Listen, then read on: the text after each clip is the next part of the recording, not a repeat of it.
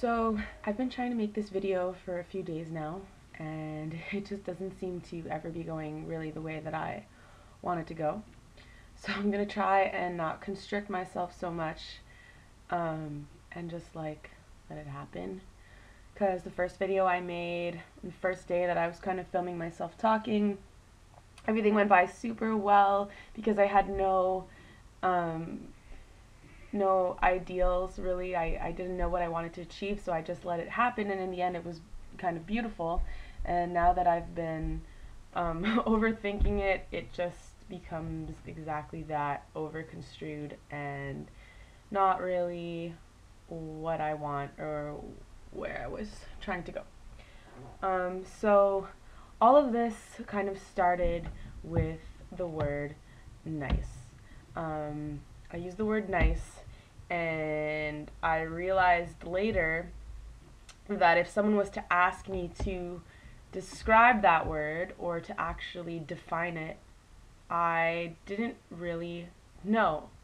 And just for the sake of knowing, the word nice is defined as someone or something that is agreeable and pleasant in nature.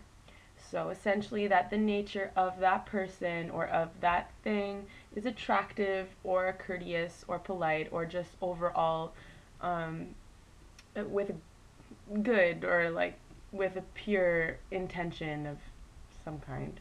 Um, that's what nice means. And this happens to me often where I'm using a word and I know what the word means, but I can't actually describe it. And I think that happens to a lot of people. And this is because the words that we use actually embody what they mean. The description doesn't come before the word comes before the description. And the word itself is the thing that we are trying to explain. We try and break apart, the word and the object, but really that's just an old habit of the mind. The object and the thing are in essence one.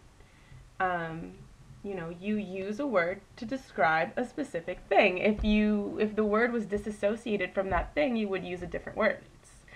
It's so simple, but we never really think about it, or I never really fully thought about it. Um, and For example, if you think of the word God, like we use the word God to describe in Christianity, we use the word God to describe God, but his name is also God. So that's just like a very pure example of the case when the word and the thing are one, which they always are, but that's a very like obvious obvious thing. And also when it comes to people's names. When you call on someone's name, you're not calling on a description of them. You're not calling on the shell of their body. You're calling on their essence. You're calling on them. That thing, that person, that soul within the body, that's the name that you are calling on. And names have a lot of power. Just think about when someone that you really like or someone like unexpected calls on you, calls your name, it gives you this feeling because they're calling on yourself. Or when you're zoning out and you're totally distracted and someone calls your name, it totally brings you back to reality. It snaps you out of whatever daydream you were lost in. Names are powerful. They've been used in curses, they've been used in spells. Um, in ancient times, people had real names, secret names that no one knew, because those names could be used against them. Those names could be used to cast curses on them. And it was said that mothers would whisper the real name of a child in their ear when they were born, that they themselves wouldn't even know, because it could be used against them. Um, so yeah, names are very powerful, and so is sound. Sound actually sends out vibrations, and you think of chanting and the power that chanting brings. It unites people. It creates it creates an energy around people because sound is real. It's a vibration. We don't see it, but it sends waves out. And when you think about manifestation and wanting to manifest things in your life that you want, kind of the most simple and pure form of magic there is, you use sound, or you should use sound, to actually get those things that you want. An idea is really just an idea in your head until you define it. An idea is abstract. It's just floating inside your skull till you actually put words to it. And just thinking about that idea is never enough. It stays in your head. What you have to do for things to become real is to actually make them real. You take a thought, you write it down, you bring it into the material world, you make it concrete. It's no longer abstract. It's a real thing that inhabits this world. And you can do that with sound as well, because sound takes space. When you have an idea of something that you want, you define it, you speak it, and then it belongs to the universe.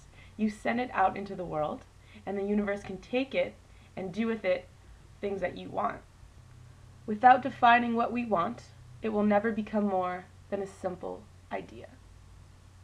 And of course, the way that you say things makes a big difference too. If you say, you're having a conversation with someone and you're speaking about plans that you have, things you want to accomplish. And if you're saying, I'll try to do those things, or I'm going to try and do this, I'm going to try and do that, you're leaving room for failure there, because trying and always wanting to try always implies that you're always going to be trying. If you want to be that thing, if you want to accomplish that thing, say, I'm doing this, I am this. That way you make yourself that just by saying it, you make it real. And that's so, so powerful. And like any magic, as simple as manifestation or whatever else other magic you want to imagine, magic is about believing, magic is about positivity, and magic is about energy. If you believe that magic will happen, it will happen. If you don't believe in magic, how could it ever work? If you don't believe in manifestation, if you aren't aware and don't care about the way you form your thoughts, if you aren't aware or care about the way that you speak and discuss your life with people, you could be actually harming yourself by only putting out negative energy and putting out negative thoughts and negative words, rather than thinking in a positive and constructive way. So be sure to, when you have a thought and when you have something that you want in mind, describe it to yourself. Set it out in the world, because just thinking, you are limiting yourself to possibilities.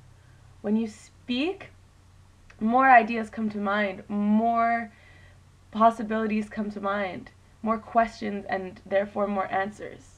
And challenges are always healthy.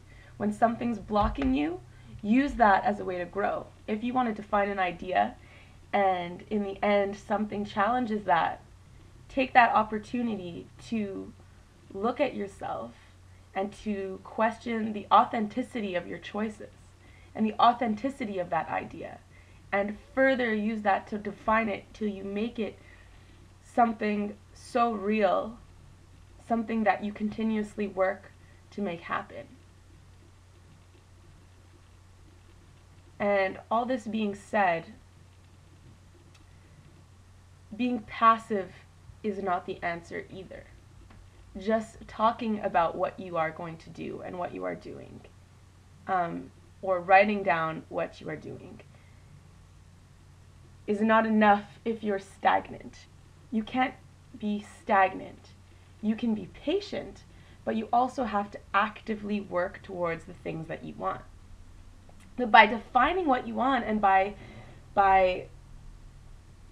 sending it out into the world will send you back the little things and the little clues and the little hints that you need to follow and the little steps that you need to climb to get to that ultimate goal that you want. And goals are important. Without goals, you won't get anywhere because you have nowhere to go.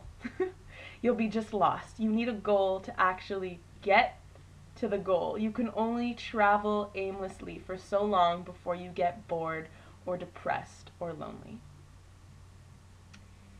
And so that is my little informative rant, my little self-help video, if you want to call it that.